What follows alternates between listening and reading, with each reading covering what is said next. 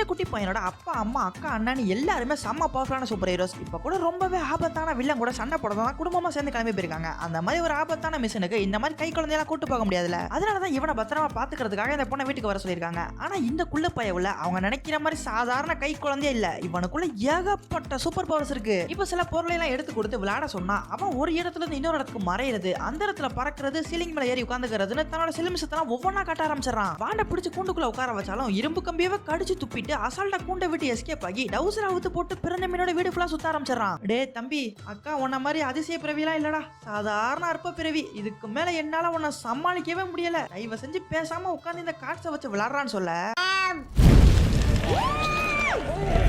இப்போ தானடா உன்னை அமைதியா இருக்க சொன்னேன், அதுக்குள்ள இப்படி அக்கனி குஞ்சா மாதிரி மொத்த வீட்டையும் கொளுத்த பாக்குறியாடா. அந்த குள்ள பையில புடிச்சு பாத்ரூம்ல போட்டு மொத்த நெருப்பை அணைச்சு விடுறா. அடுத்து விடிய கொஞ்ச நேரம் கூட தூக்கமே இல்லாம இந்த பைய பண்ற சேட்டையில இருந்து தன்னை இந்த வீட்டையும் சேஃபா பாத்துக்கிறா. ஐயோ, எங்க இந்தியா புடிச்சீங்க? நோ சுகர் வேற.